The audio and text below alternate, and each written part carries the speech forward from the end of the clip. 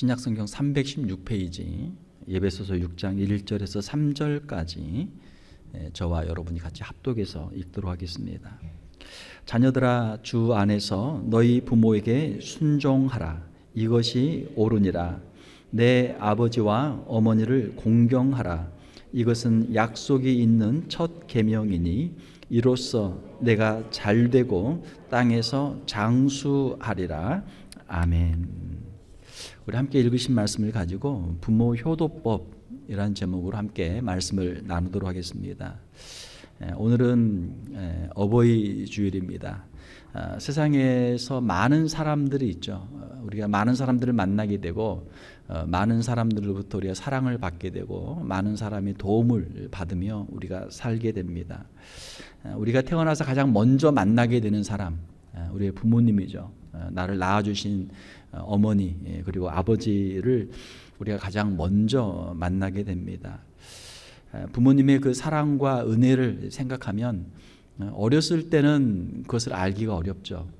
저도 이제 벌써 할아버지가 되어서 이제 손녀가 있는데 손녀가 이렇게 자는 모습을 보면 참 예뻐요. 그런데 얘가 내가 할아버지인 걸 알까? 모르는 것 같아요. 모르는 것 같아요.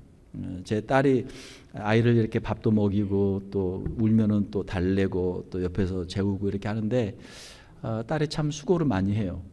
그래서 딸의 모습을 보면서 야, 그 엄마라고 또 자기 아이를 저렇게 열심히 잘 키우는구나.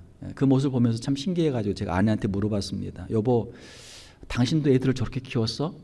제가 생각이 안 나는 거예요. 그래서 그랬더니 자기도 다 그렇게 키웠다고 그래요. 아, 그러냐고. 제가 좀 더 생각을 해보니까 아마 저희 부모님도 저를 그렇게 키우셨을 것 같아요. 저는 생각이 안 나요. 어렸을 때 생각이 안 나요. 안 나지만 분명히 제 아내나 저희 딸이 하는 걸 보면은 분명히 저희 어머니도 저희 부모님도 저를 그렇게 키우셨으리라 그렇게 생각이 됩니다. 철이 든다는 게 무엇인가? 처음에 어렸을 때는 그냥 자기 힘으로 사는 줄 알아요. 내가 호흡하고 내가 열심히 잘 먹고 잠 잘 자고 내가 열심히 운동하고 열심히 공부해서 내 힘으로 내가 세상을 산다. 이렇게 이제 사람들이 생각을 많이 하죠. 어렸을 때는. 그러나 점점 커서 부모가 되보면 부모님이 나를 이렇게 키우셨겠구나. 부모님의 마음을 깨닫게 되고 또 할아버지 할머니가 되게 되면 더 깊이 부모의 마음도 이제 이해를 하게 되는 것이죠. 이제서야 자녀를 향한 부모의 마음을 조금씩 더 알아가게 됩니다. 자녀를 위한 부모님의 희생과 사랑을 조금씩 이제 더 알아가게 됩니다. 철이 드는 것 같아요. 그동안 살면서 부모님의 마음을 아프게 했던 것들, 부모님의 눈에 눈물이 흐르게 했던 것들, 부모님의 가슴에 멍이 들게 했던 것들, 그 모든 것들을 생각해 보면 너무나 죄송하고 참 부끄러울 뿐입니다. 부모님들이 하시는 말씀을 들어보면 늘 너만 잘 지내면 된다. 한 번씩 이렇게 이제 안부 인사를 드리면 전화를 드리면 잘 지내고 있느냐? 잘 지내고 있습니다. 그러면 됐다. 우리 걱정을 하지 마라. 너만 잘 지내면 된다. 그런 말씀을 하세요. 그러니까 부모님들의 마음에는 자녀들이 건강하고 자녀들이 행복하게 잘 사는 것, 자녀들이 가정을 이루고 자녀들이 세상에 나가서 자기 일하면서 사람 구실하면서 살면 더 이상 바랄 게 없단 말이에요. 부모 이제 우리 애들이 다 컸구나. 우리 애들이 다 커서 이제는 사람 구실하는구나. 그것만 생각해도 부모는 너무나 안심이 되고 기쁜 것이죠. 그런 부모님의 희생과 사랑이 있었기 때문에 오늘 우리가 이 자리에 있는 줄 믿습니다. 오늘 우리 어버이날 또 어버이 주일을 맞이하면서 정말 우리를 위해서 평생 사랑으로 수고하신 우리 부모님께 감사를 드립니다. 우리 부모님 사랑합니다. 또 우리 부모님들 오래오래 건강하시고 주님의 은혜를 풍성히 누리시기를 기도합니다. 자, 오늘 본문 말씀에 보게 되면은 에베소서 6장 1절에 자녀들아, 주 안에서 너희 부모에게 순종하라. 이것이 옳으니라 라고 말씀하고 있습니다. 주 안에서 부모에게 순종하라 라고 말씀하고 있죠. 자, 이것이 옳다라고 말씀하는데 옳다, 우리가 이제 옳고 그름에 대해서 우리가 배우게 됩니다. 무엇이 옳은 것인가, 무엇이 잘못된 것인가, 이거 우리 이제 판단하는 어떤 기준들이 있게 되죠. 자, 부모와 자녀의 관계, 부모가 자녀를 사랑으로, 희생으로 양육하고, 그리고 자녀가 그 부모의 사랑과 은혜에 감사하고 보답하는 것. 이것은 우리가 무엇을 가지고 따로 증명할 필요가 없는 너무나 기본적인, 그렇죠? 너무나 기본적인 그런 원리죠. 인생의 원리죠. 자, 이것이 옳다. 이것을 그러다고 말할 사람이 누가 있겠습니까? 부모를 잘 공경하고 부모에게 순종하라. 이것을 잘못됐다. 부모를 공경하면 안 된다. 부모에게 순종하면 안 된다. 이렇게 말할 사람이 누가 있습니까? 아무도 없단 말이에요. 자, 그런데 에베소서 6장 1절에서는 특별히 주 안에서 너희 부모에게 순종하라. 이렇게 말씀하고 있어요. 자, 주 안에서 너희 부모에게 순종하라 라고 하는 이 말씀은 과연 무슨 뜻일까? 한 세 가지로 생각해 볼 수 있는데, 첫 번째로는 주 안에서 너희 부모에게 순종하라 라고 하는 이 말씀은 주님을 믿는 신앙 안에서 부모에게 순종하라 라는 그런 뜻입니다. 자, 예를 들어서 혼자 신앙생활을 열심히 하는데 안 믿는 부모가 있어요. 그러면 안 믿는 부모님이, 야, 너는 맨날 일요일마다 어디 가냐? 교회 갑니다. 그렇게 교회를 자꾸 가냐? 앞으로 교회 가지 마라. 만약 이렇게 부모님이 이야기한다면, 부모님에게 순종해야 되는데 어떻게 해야 되나? 그래, 부모님한테 순종해야 되니까 이제부터는 교회 발 끊고 부모님이 계시는 동안은 교회를 안 가야 되겠다. 이렇게 생각한다면 이건 잘못된 이제 적용이 되는 것이죠. 사랑하는 성도 여러분, 우리에게 육신의 부모가 있지만, 육신의 아버지 어머니가 있지만, 우리에게 더 중요한 영적인 아버지 하나님이 계시는 줄 믿습니다. 우리 육신의 부모님은 우리에게 생명을 주셨어요. 자, 그렇지만 우리 육신의 그 부모님의 생명들은 다 어디에서 왔습니까? 그 우리의 조상들에게 온 것이고, 그 조상의 조상은 또 어디에서 왔습니까? 우리가 그 근원을 쭉 따라가 보면 하나님께서 인류를 창조하시고 우리에게 생명을 주신 것이죠. 물론 우리가 육신의 부모님에게 우리가 잘 순종하고 공경해야 되지만, 우리가 더 큰 순종, 더 큰 공경을 하나님께 우리가 드려야 되고, 우리 육신의 부모님도 하나님을 잘 섬기는 그런 삶을 살아야 될 줄 믿습니다. 그래서 그 권위가, 영적 권위가, 우리의 부모님이 우리에게 가지고 있는 영적 권위가 있지만 그보다 더 큰 권위, 그보다 더 위에 있는 권위가 하나님께 있기 때문에 하나님의 말씀에 우리가 먼저 순종을 해야 하는 것이죠. 그러므로 주 안에서 너희 부모에게 순종하라 라고 하는 말씀은 육신의 부모님도 참 귀하지만 우리의 영적인 하나님 아버지가 더 우선이기 때문에 하나님을 믿는 신앙 안에서 육신의 부모님에게 순종하라 라고 하는 그런 말씀이죠. 또한 두 번째로 이 말씀은 주 안에서 너희 부모에게 순종하라 라고 하는 것은 주님을 믿고 부모에게 순종하라 라고 하는 뜻입니다. 자, 주 안에서 너희 부모에게 순종하라. 자, 우리는 주님의 안에 있죠. 우리의 인생의 모든 잘 되는 것들, 힘들고 어려운 것들, 인생의 모든 것 다 주님 안에 있는 줄 믿습니다. 우리는 주님의 손 안에 있어요. 자, 그러므로 주님을 믿는 마음으로 부모에게 순종하라라고 하는 것입니다. 신앙적인 문제가 아니라면, 우리의 개인적인 어떤 취향이나 개인적인 어떤 개성이나 우리의 인간적인 관계의 문제라면, 우리의 생각과는 달라도 부모에게 순종하라라고 하는 것이죠. 자, 그러면 하나님께서 우리의 앞길을 책임져 주신다라는 그런 말씀이에요. 우리가 부모님에게 순종할 때, 부모님을 잘 섬길 때 하나님께서 우리에게 약속하신 축복들이 있죠. 부모에게 순종하면 하나님께서 책임져 주신다라는 그러한 뜻이 이 안에 내포되어 있습니다. 그러므로 사랑하는 성도 여러분, 부모님과의 뜻이 다를 때 하나님을 믿고 하나님의 말씀 안에서 순종할 수 있는 우리 자녀들이 되어야 될 줄로 믿습니다.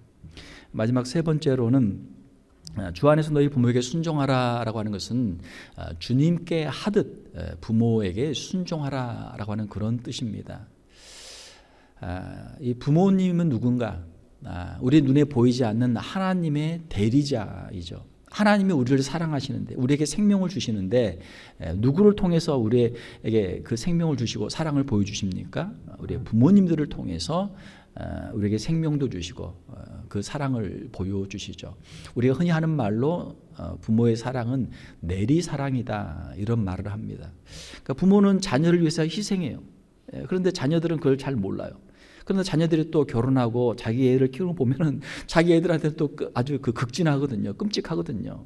그래서 이거 사랑이라고 하는 것은 내리사랑이구나. 보통 우리가 이제 그렇게 이야기하죠. 그러니까 하나님의 사랑은 무엇인가? 하나님의 사랑은 내리사랑이에요.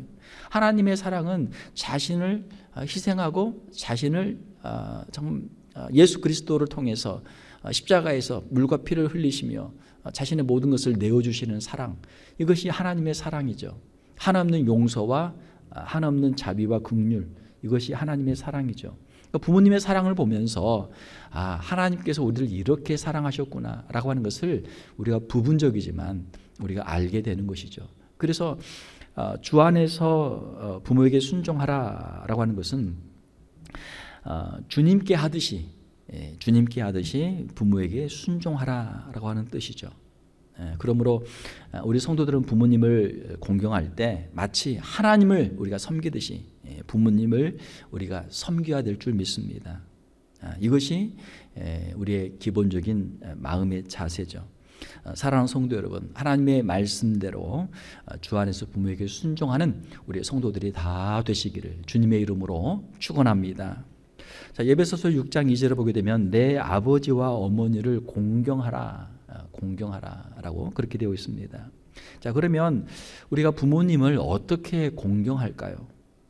제가 한번 몇 가지를 생각해 보았습니다. 첫 번째로는 부모님께 합당한 영광과 존귀를 돌려드리는 것입니다. 공경한다라고 하는 것은 honor, 그 명예를 돌려드리는 것이죠.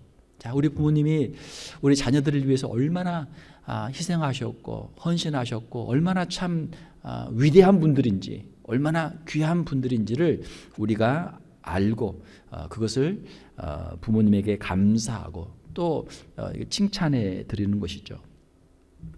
우리가 부모님의 그 자랑도 우리가 많이 해야 될 줄 믿습니다. 부모님이 무슨 사회적으로 높은 자리에 있거나 돈이 많거나 훌륭해서가 아니라 우리를 위해서 희생하시고 우리를 위해서 헌신하신 그것만으로도 우리가 충분히 부모님께 감사하고 우리가 부모님을 자랑해야 될 줄로 믿습니다. 저희 어머님에게 제가 한번 물어봤어요. 자녀들에게 공부 열심히 하라 해서 열심히 교육도 시키시고, 저희 사남매인데 사남매 다 대학 나오고, 대학만 나온 것이 아니고 대학원까지 나오고 다들 공부도 많이 했고 또 사회에 나가서 다들 열심히 잘 살고 있거든요. 저희 어머니가 어릴 때 공부해라 하는 말이 생각이 나서 엄마는 그러면은 어디까지 공부했어? 제가 물어봤어요. 그랬더니 저희 어머니 하신 말씀이 나는 초등학교 나왔다. 중학교를 못 갔다 그러세요. 그러니까 중학교를 가고 싶었는데 저희 외할아버지가 안 보내주신 거예요. 저희 어머니 큰딸이었는데 동생들이 쭉 있으니까 야, 너는 이제 초등학교 나왔으니까 글자 읽고 쓸 줄 알면 됐다. 이제는 집에서 애 봐라. 이렇게 하신 거예요. 그러니까 저희 어머니도 중학교를 가고 싶었는데 그 당시 저희 집안에서, 저희 외가 집안에서 어머니 혼자 교회를 다니셨어요. 그리고 어머니는 이제 교회가 너무 즐거운 거죠. 신앙생활은 너무 좋은데 그 집안에서 교회를 못 가게 해요. 다 안 믿는 분들이니까. 그래서 저희 어머니가 그러면 내가 중학교를 안 가는 대신에 집에서 애를, 동생들을 보는 대신에 그러면 주일날만큼은 교회를 꼭 가게 해달라. 그래서 저희 이제 외할아버지가 그걸 허락하셔가지고 주일날은 이제 마음 놓고 교회 가는 조건으로 중학교를 안 가고 집에서 동생들을 보도록 그렇게 하셨다고 그래요. 저희 어머니는 초등학교만 나왔지만 자녀들은 이렇게 정말 훌륭하게 다 잘 키우신 것이죠. 본인이 대학 나와서 공부 많이 해서 자녀들이 대학 나오면 그건 좀 쉽잖아요. 본인이 배운 게 많이 있으니까. 그러나 본인은 초등학교밖에 못 나왔는데 자녀들을 이렇게 대학까지 다 키우고 한다는 게 얼마나 힘들고 어려워요. 자, 누가 더 훌륭합니까? 초등학교만 나왔지만 자녀들 이렇게 키운 분이 더 훌륭한 건 아닙니까? 그러니까 저희 어머님은 이제 부끄러우니까 잘 이야기를 안 하려고 하세요. 물어봐도 잘 안 하려고 하세요. 그렇지만 저는 궁금해서 그걸 물어봤고, 그걸 듣는 순간에 야, 어머님이 이렇게 신앙이 참 어릴 때부터 있으셨구나. 또 자녀들을 위해서 그렇게 고생을 많이 하셨구나 하는 것을 다시 한번 생각하게 되었습니다. 사랑하는 성도 여러분, 우리의 부모님들을 보게 되면 우리의 부모님이라고 해서 별반 다를 거 없잖아요. 다른 유명한 사람들처럼 공부를 많이 한 부모님이 과연 몇 분이나 계시겠습니까? 다른 유명한 사람들처럼 사회적으로 높은 지위에 있는 우리의 부모님들이 몇 분이나 있습니까? 별로 없잖아요. 또 다른 세상적으로 돈이 많이 있는 그런 우리의 부모님이 얼마나 있습니까? 별로 없단 말이에요. 그러나 그 부모님들이 가진 것도 없고 배운 것도 없지만 고생하면서 우리를 오늘 이만큼 키웠잖아요. 자, 우리의 부모님들이 얼마나 대단합니까? 훌륭하죠. 예. 우리 부모님들의 그 사랑과 은혜를 늘 기억하는 우리 자녀들이 되어야 될 줄 믿습니다. 그리고 그 부모님의 참 노력과 그 헌신에 감사하는 우리 자녀들이 되어야 될 줄 믿습니다. 자, 두 번째로 부모님에게 우리가 공경하는 법은 부모님의 말씀에 잘 순종하는 것입니다. 부모님의 말씀을 귀하게 여기는 것입니다. 자, 우리가 조금만 크면 어때요? 야, 엄마는 아빠는 옛날 사람이잖아. 옛날에 그 배운 것도 없잖아. 그 옛날 방식으로 하잖아. 우리가 더 많이 배웠고 우리가 더 똑똑하고 우리가 더 아는 게 많아. 벌써 이제 자녀들이 부모를 무시하기 시작한단 말이에요. 초등학교만 가도 애들이 엄마 아빠를 벌써 이제 무시하려고 하죠. 자, 그러나 우리가 아무리 세상에서 많이 배우고 우리가 똑똑하다고 할지라도 우리들을 사랑하고 우리를 위해서 정말 그 귀한 말씀을 해주는 부모님의 말씀을 한 번 더 우리가 새겨 듣고 그 말씀에 순종할 수 있는 우리의 자녀들이 되어야 될 줄 믿습니다. 사랑하는 성도 여러분, 부모님의 말씀에 순종하다가 혹시 우리가 잘못되면 하나님께서 책임져 주실 줄 믿습니다. 할렐루야. 그게 우리 믿음이에요. 하나님이 살아계시고 하나님이 부모님에게 순종하라 하셨는데 제가 순종했습니다. 그런데 잘못됐습니다. 그러면 하나님께서 내가 책임져 줄게. 하나님께서 보증을 해 주셔야죠. 아무 걱정하지 마시고 부모님의 말씀에 잘 순종하는 우리 자녀들이 되어야 될 줄 믿습니다. 자, 세 번째로 우리가 어떻게 부모님을 공경할 것인가? 자, 인생을 살다 보면 어떻습니까? 한 20까지는 20살까지는 공부를 열심히 하잖아요. 한 30 정도 되면 이제 가정을 이루잖아요. 가정을 이루고 자녀들을 낳기 시작하고 한 50살 될 때까지 한 20년간은 자녀들을 이제 키우느라고 얼마나 고생을 많이 합니까? 그러나 한 50쯤 되면 어때요? 자녀들이 이제 대충 다 이제 대학교도 가고 독립도 하잖아요. 그러면 50이 딱 되고 나면 어때요? 부모님을 보면 어때요? 부모님이 이제 벌써 연세가 한 80 정도 되시잖아요. 30에 결혼해서 50까지 한 20년 열심히 자녀들을 키웠으면 이제 50에는 뭘 해야 돼요? 자녀들은 놓고 다 컸으니까. 다 큰 애들 간섭하면 또 자녀들하고 싸우잖아요. 다 컸다. 이제는 20살 컸고 이제 대학 졸업했으면 다 컸다. 그래, 네 갈 길 가라. 놓고 자녀들은 이제 놓아주고 이제는 부모님을 찾아야죠. 이제 80 되신 부모님, 이제 부모님 언제 세상을 떠나실지 모르지만 이제 80 이상 되신 부모님들은 이제 한 50대는 자녀들이 이제는 책임을 져야죠. 뭐 한 20년, 뭐 짧으면 10년, 길면 한 20년. 이제는 자녀들을 키웠던 그 힘과 정성을 가지고 이제는 부모님들을 잘 모셔야죠. 뭐 흔히 어른들이 하시는 말씀이 나이 들면 애가 된다, 뭐 그런 말씀이 있잖아요. 정말 나이 드신 어르신들 보면 정말 손볼 게 많더라고요. 어린 애들 키우는 것 이상으로 80, 90 되신 그 부모님들 보면은 정말 그 신경 쓸 게 많잖아요. 나이가 들면 외롭습니다. 나이가 들면 외로워져요. 자녀들을 열심히 키웠는데 자녀들 다 이제 학교 가고 또 결혼하고 또 각자 직장 잡고 다 떠나죠. 집에 혼자 있으면 외로워요. 부모님에게 자주 문안하고 또 안부 전화를 드리는 것, 이것이 효도하는 방법 중에 하나죠. 얼마 전에 이제 제가 한국에 전화를 하면서 저희 부모님에게 제가 한번 물어봤어요. 부모님을 한번 뵙고 싶은데 지금 벌써 이제 한국에 못 나간 지 몇 년 됐는데 지금 요즘 이 비행기 값이 너무 비싸요. 얼마 전에 2,000불 했는데 제가 전화할 때 3,000불이었어요. 오늘 아침에 얘기 들으니까 3,600불이래요. 한국 나가는데 뭐 값이 뭐 계속 이렇게 오르는 거예요. 그래서 3,000불 정도 됐을 때 제가 한번 여쭤봤어요. 부모님 뵙고 싶은데 한번 나가고 싶은데 이렇게 값이 비싸요. 그래서 미국 처음에 살 때는 뭐 신분 문제 때문에 못 나간다 이런 이제 핑계도 있었지만 좀 살다 보니까 꼭 신분 문제 때문은 아닌 것 같아요. 영주권도 받고 시민권도 받아도 이 재정적인 문제 때문에 또 못 나갈 수 있단 말이에요. 혼자 가면 3,000불, 둘이 가면 6,000불이잖아요. 그래서 한번 물어봤어요. 이렇게 비싼데 3,000불인데 잠시라도 그냥 한 주라도 나가서 얼굴 뵙고 오는 게 좋을까요? 아니면 그냥 뭐 3,000불 다 보내드리는 건 아니지만 그냥 이제 그 돈을 보내드리는 게 좋을까? 한번 제가 여쭤봤어요. 그랬더니 싹 갈리더라고요. 저희 본가도 그렇고 저희 그 처가도 그렇고 의견이 갈려요. 남자분들은 야, 뭐 이렇게 영상으로 맨날 보고 얼굴 보면 됐지. 그냥 뭐하러 오냐? 그냥 거기 있어라. 돈을 보내달라는 이야기죠. 그런데 어머니들은 저희 장모님도 야, 보고 싶다 그래요. 보고 싶다. 어머니들은 돈 생각 안 하시는 거예요. 돈이 얼마 들든 간에 야, 보고 싶다. 한번 나와라. 이게 이제 그 다 어머니들의 공통점이에요. 남자 여자로 쫙 갈리더라고요. 아마 자녀들을 키우셨을 때도 그럴 것 같아요.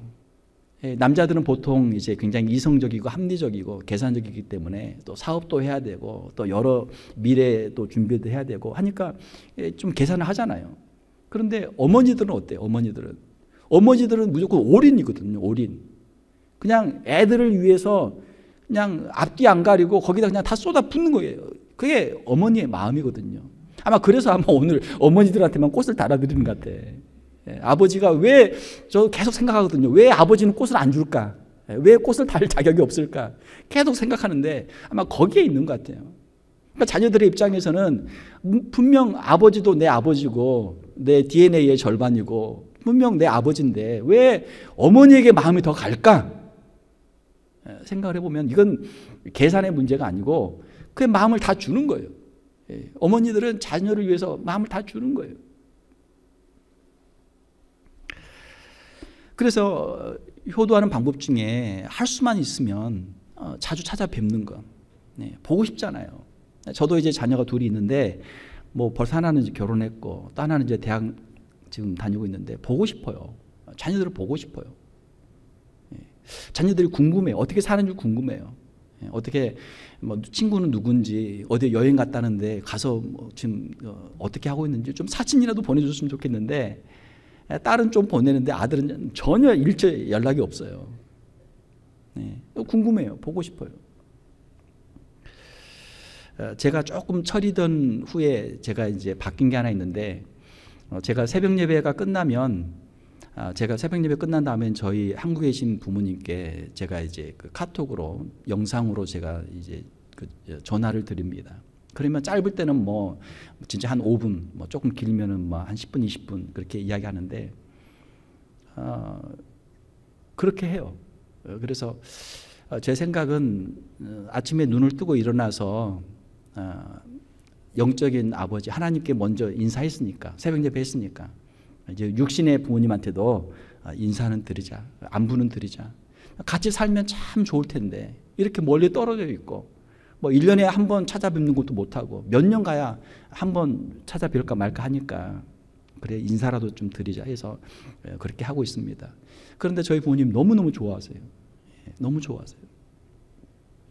여러분들도 할 수만 있으면 뭐 1년에 한 번이 아니라 몇 번이라도 꼭 부모님 찾아뵙고 또 매일이라도 정말 매일 못해도 자주자주 안부 인사를 꼭 드리시길 바랍니다.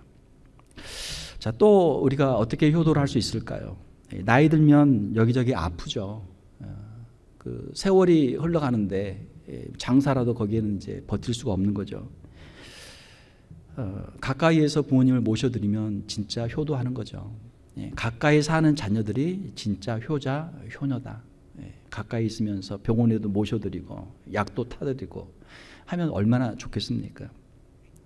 멀리 떨어져 있으면 또 부모님을 위해서 몸에 좋은 것이라도 좀 보내드리고 그렇게 해야겠지요. 또 우리가 어떻게 효도를 할 수 있습니까? 나이가 들면 사람이 가난해져요. 젊을 때는 열심히 일하니까 돈이 좀 생기죠. 그런데 평생 자녀들을 키우시느라 돈을 다 쓰고 은퇴하고 나면은 돈이 없어요. 돈이 없어. 그래서 항상 가난해요. 우리 자녀들을 위해서 정말 평생 돈을 쓰신 우리 부모님들에게 참 용돈을 보내드리는 것도 하나의 효도의 방법인 줄 믿습니다. 제가 어떤 분에게 이야기를 들었더니 그분은 매달 용돈을 보내드린대요. 액수는 크지 않아도 매달 용돈을 보내드린대요. 참 대단하다. 정말 효자다, 효녀다. 사랑하는 성도 여러분, 우리의 부모님을 생각하고 참 정성을 다해서 선물도 때때마다 보내드리고 또 용돈도 한 번씩 이렇게 보내드리시길 바랍니다. 자, 그런데 효도를 할 때는 양가를 똑같이 해야 돼요. 결혼하신 분들 양가를 똑같이 해야 돼요. 분명히 여자분들은 친정의 마음이 더 가요. 그리고 또 남자분들은 분명히 본가의 마음이 더 가요. 그러면 거기에 더 하고 싶은 거예요. 그러면 아내는 남편 모르게 친정에 뭐 갖다 주고, 또 남편은 또 아내 모르게 또 본가에다 뭐 보내고, 그러면 이제 나중에 알게 되거든요. 그러면 이제 부부에 좀 문제가 생길 수도 있는 거죠. 친정이든 시댁이든 본가든 처가든 또 자기 생각에 이쪽은 부자고 이쪽은 가난하니까 가난한 집에 더 주자, 부자는 적게 주자. 그거 아닙니다. 그거 아니에요. 부자든 가난하든 똑같이 줘야 돼요. 똑같이. 그래야 문제가 없어요. 차별 없이 양쪽을 다 똑같이 그렇게 하시기 바랍니다. 그래야 진짜 효도가 되고 또 부부 사이에도 문제가 없는 것이죠. 또한 우리가 효도하는 방법 중 하나는 부모님의 마음을 편하게 해드리는 것입니다. 물론 부모님의 육체 건강을 위해서도 우리가 잘 돌봐드려야 되지만 또 사람은 마음이 편해야 되거든요. 마음이 편해야 되는데 부모님의 얼굴에 근심이 없게 항상 웃는 얼굴로 부모님을 대하시기를 바랍니다. 인생 살면서 뭐 부부싸움한 이야기, 직장에서 힘든 이야기, 여러 가지 자녀 키우면서 힘든 이야기 계속 부모님에게 이야기하면 부모님이 얼마나 걱정이 많아요. 걱정이 많단 말이에요. 그래서 가능하면 부모님에게는 마음 편하게 지내실 수 있도록 좋은 이야기만 그렇게 하시길 바랍니다. 또 어떤 분들은 또 부모님 앞에서 자기 형제를 또 이렇게 좀 이렇게 헐뜯는 그런 사람들이 있어요. 그러면 그 부모의 마음이 얼마나 아파요. 애들이 또 무슨 문제가 있구나 이렇게 생각을 하지 않겠습니까? 부모에게 효도하는 방법 중 마지막은 형제들 간에 서로 우애하시기 바랍니다. 형제 자매들 간에 서로 싸우지 마시기 바랍니다. 만약에 형이나 동생하고 둘이 문제가 있으면 형의 입장에서 그래 내가 형이니까 내가 양보할게 하면 얼마나 좋아요. 또 반대로 동생 입장에서는 에이 내가 동생이니까 형한테 양보하지. 그러면 또 얼마나 좋아요. 둘 중에 한 사람은 양보하면 되는데 사실은 이제 공평하게 하면 제일 좋죠. 그러면 싸울 일도 없고. 근데 만약에 이제 좀 문제가 생기면 우리 믿는 사람들이 예수 믿는 사람들이 좀 넉넉하게 형제들에게도 좀 배려하고 양보할 수 있는 우리 성도들이 되시기를 주님의 이름으로 축원합니다. 왜 그렇게 해야 되는가? 그 형이나 동생을 위해서 그렇게 하는 게 아니에요. 부모님을 위해서 그렇게 하는 거예요. 그것이 효도하는 길이에요. 그것이 효도하는 길이에요. 오늘 아침에 이제 이 구역 모임 가지고 예습을 하면서 우리 구역장들과 같이 쉐어를 하는데 우리 구역장님들이 이 형제간에 서로 우애하는 것이 부모님에게 효도하는 것입니다. 그 이야기를 많이 하세요. 그 이야기를 많이 하세요. 부모 입장에서는 자녀 하나하나가 다 내 자식이고 귀한데 형제간에 서로 이 불화가 있으면 부모 마음이 얼마나 속상합니까? 그렇죠? 자녀들이 여럿 있다 보면은 다양하잖아요. 똑똑한 애도 있고 조금 부족한 애도 있고 잘 사는 애도 있고 좀 못 사는 애도 있고 좀 다양하잖아요. 그러니까 부모는 다 알죠. 부모는 자기 자녀인데 왜 모르겠어요. 형제간에 다 알죠. 그런데 조금 있는 자녀가 조금 더 배운 자녀가 조금 더 가진 자녀가 이해하고 형한테 양보하고 동생한테 양보하면 부모의 마음이 얼마나 좋아요. 얼마나 좋아요. 교회도 마찬가지입니다. 우리가 어떻게 해야 신앙생활을 잘하는가? 교회에서도 화목해야 돼요. 교회도 사람들이 다양하잖아요. 교회도 오면 많이 배운 사람, 못 배운 사람, 많이 가진 사람, 가진 것이 없는 사람, 성격이 뭐 조용한 사람, 성격이 시끄러운 사람, 뭐 아주 뭐 평범한 사람, 이상한 사람, 교회 안에 다양하거든요. 자, 그런데 우리가 교회가 화목하게 하는 방법은 서로가 서로를 용납하고 허물을 덮어주고 서로를 용서하는 것이죠. 자, 그렇게 하면 교회가 화목해요. 자, 그러면 이것이 누구에게 기쁨이 되겠습니까? 하나님께 기쁨이 되는 것이죠. 사랑하는 성도 여러분, 가정에서나 교회에서나 서로 형제 자매들을 더 용납하고 용서하는 화목하는 우리 성도들이 되시기를 주님의 이름으로 축원합니다. 교회나 가정이나 똑같아요. 교회나 가정이나 똑같아요. 제가 몇 가지 효도하는 방법들을 소개해 드렸는데 뭐 이런 방법만 있는 건 아니죠. 또 다른 수많은 방법들이 있겠죠. 만약에 여러분들이 효도하는 것을 잘 모르겠거든, 여러분 자녀들을 생각을 해보세요. 여러분 자녀들이 여러분에게 어떻게 해주기를 원하는지 역지사지 입장을 바꾸어서 한번 생각을 해보세요. 그래서 자녀들이 나한테 해주기를 원하는 대로 부모님한테 그렇게 하면 되는 것이죠.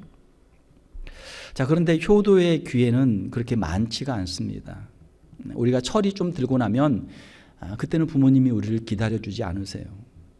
그래서 저희 아버님도 이제 연세가 있기 때문에 이제 잘 못 들으세요. 전화를 하면 잘 못 들으세요. 그래서 분명 전화를 했는데 아버님은 그냥 웃기만 하고 아들 얼굴 보고 웃기만 하고 그냥 이거를 어머니한테 그걸 넘기는 거예요. 그럼 어머님하고 통화하다 끝나요. 왜 아빠 왜 통화 안 해요? 무슨 말인지 안 들린다는 거예요. 그래서 이제 얼마 전에 이제 자녀들이 조금씩 모아가지고 이제 아버님 보청기를 다시 해드렸어요. 보청기를 해드렸어요. 보청기. 뭐 좀 불편하긴 하지만 그래도 이제는 잘 들리시니까 아버님하고도 이제 통화를 그렇게 합니다. 그러니까 부모님들이 기다려주지 않으세요. 우리 자녀들이 조금씩 철은 들지만 부모님이 점점 약해지시잖아요. 약해져요. 나중에 너무 늦기 전에, 후회하기 전에 아직 기회가 있을 때 한 번이라도 더 찾아뵙고 또 효도하는 우리 성도들이 되시기를 주님의 이름으로 축원합니다.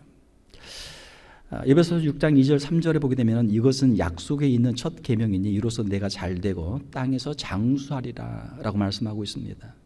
이 효도에 대해서는 하나님이 주시는 이 축복이 약속되어 있어요. 하나님의 말씀에 순종해서 효도할 때 하나님께서 복을 주신다. 얼마나 참 좋아요. 나는 부모님에게, 육신의 부모님에게 최선을 다해서 효도하고 또 이것은 하나님이 주신 축복의 약속이 있는데 얼마나 좋습니까? 또한 우리가 효도해서 복을 받는 것도 있고 또 우리의 자녀들을 우리가 끔찍히 생각하잖아요. 자녀들을 생각할 때 자녀들이 잘 되기를 바란다면 자녀들을 위해서도 우리가 효도를 해야 할 줄 믿습니다. 왜 그래요? 우리가 효도하면 자녀들이 보죠. 우리 아버지 어머니가 할아버지 할머니가 어떻게 하시는가 이걸 보고 있다가 나중에 그대로 하는 거예요. 그대로 하는 거예요. 자녀들이 잘 되기를 바라면 자녀들에게 효도하는 것을 가르쳐 주시기를 바랍니다. 물론 이제 저도 자녀들이 있지만 자녀들이 아직 어리기 때문에 자녀들이 공부하고 있기 때문에 엄마 아빠 뭐 필요한 거 없어 하면 야 너희들이 무슨 돈이 있어야지 그냥 말만 고맙다 뭐 안 해도 된다 그렇게 이야기를 해요.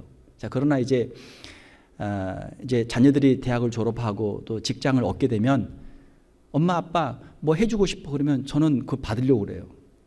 필요 없다 말 안 하고 이제 직장 생활을 하기 시작하면 저는 받으려고 그래요.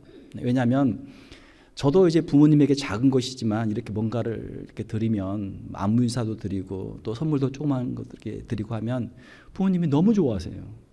너무 기뻐하세요. 그러면 그 모습을 보는 제가 너무 행복한 거예요.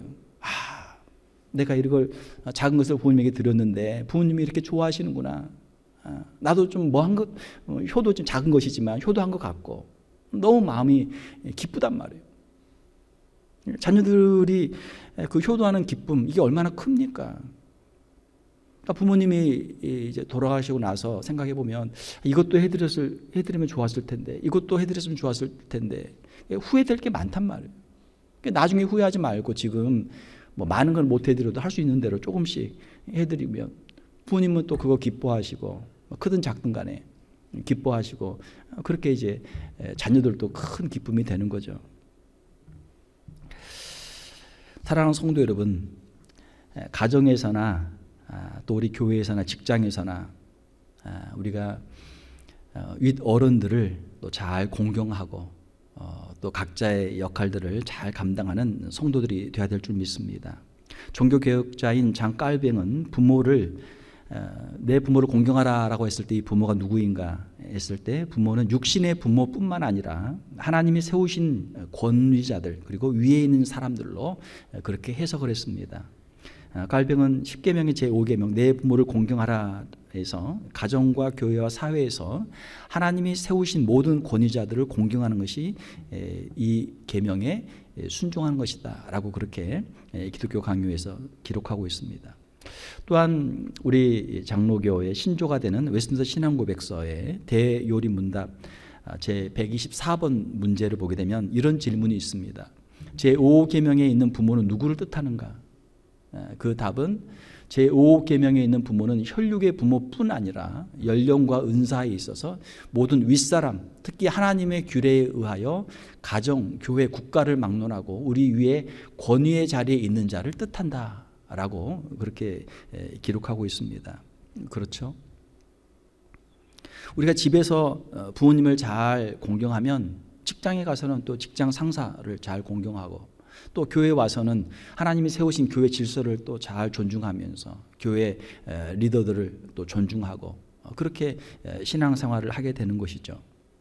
사회생활을 할 때에도 어른들을 잘 공경해야 사회 질서가 유지가 됩니다. 교회도 마찬가지예요. 교회도 교회 어른들을 잘 공경하고 또 어른들에게 인사도 잘하고 그렇게 해야 교회가 복을 받게 되는 것이죠. 말씀을 맺겠습니다. 자녀가 부모에게 효도하라라고 하는 것은 이건 누구나 하는 이야기예요. 안 믿는 사람들도 하는 이야기고 다른 종교에서도 하는 이야기고 누구나 다 하는 이야기입니다. 마치 수학의 공리와 같아요. 어떤 그 증명할 필요가 없어요. 왜 효도를 해야 되는가? 거기에 대해서 질문할 필요가 없어요. 그냥 하면 돼요. 그냥 하면 돼요. 효도에는 하나님의 축복이 또한 약속되어 있습니다. 효도를 통해서 부모님도 좋고 나도 좋고 또 우리의 자녀들도 좋고 다 같이 복을 받는 이 길이 효도하는 길이죠. 오늘 어버이 주일을 맞이하면서 다시 한번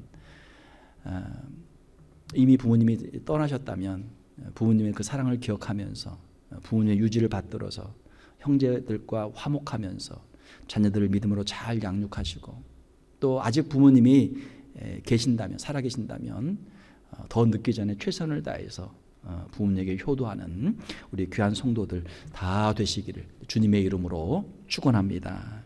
함께 기도하겠습니다. 하나님 아버지 감사합니다. 우리에게 귀한 부모님들을 허락하여 주셔서 우리에게 생명을 주시고 부모님의 그 귀한 사랑과 희생들을 통해서 또한 오늘까지 살게 하여 주심을 감사를 드립니다. 그 사랑과 은혜를 늘 기억하게 하시고 감사하게 하시고 효도하는 저희들 다 되게 하여 주시옵소서. 주의 말씀에 순종함으로 말미암아 저희들이 복을 받게 하시고 오고 오는 자손들이 하나님의 큰 복을 받는 귀한 가정들이 다 되게 하여 주시옵소서. 거룩하신 우리 주 예수님의 이름으로 기도하옵나이다. 아멘.